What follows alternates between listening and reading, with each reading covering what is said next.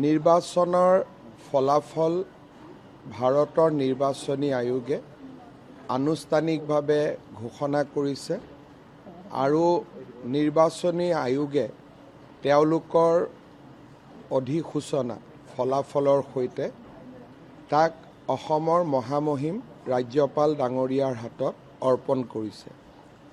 গণতান্ত্ৰিক প্ৰমূল্য আৰু পৰম্পৰা ৰক্ষা কৰি নিৰ্বাচনী আয়োগৰ অধিসূচনা ওলোৱাৰ ঠিক পিছতেই মই অসমৰ মুখ্যমন্ত্ৰী হিচাপে মোৰ পদত্যাগ পত্ৰ অসমৰ ৰাজ্যপাল মহোদয়ৰ হাতত অৰ্পণ কৰোঁ আৰু সমান্তৰালভাৱে অসম বিধানসভা চলিত অসম বিধানসভাখনি ভংগ কৰি দিয়াৰ বাবেও তেখেতক মই অনুৰোধ জনাওঁ।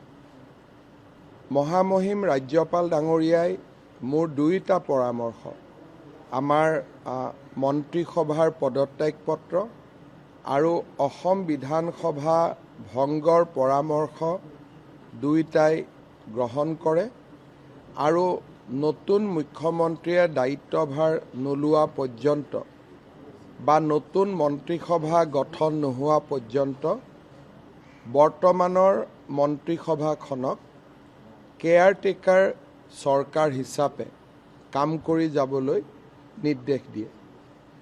মই ভাবোঁ যে খুব সোনকালেই নতুন চৰকাৰ গঠন হ'ব আৰু নতুন বিধানসভাও গঠন হ'ব। মাজৰ এই সময়ছোৱা ট্ৰেনজিশ্যনেল যিটো আমি কম যে ট্ৰেনজিশ্যনৰ যিটো সময়, সেই সময়ছোৱাত আমি কেয়াৰটেকাৰ চৰকাৰৰ ভূমিকা পালন কৰিম।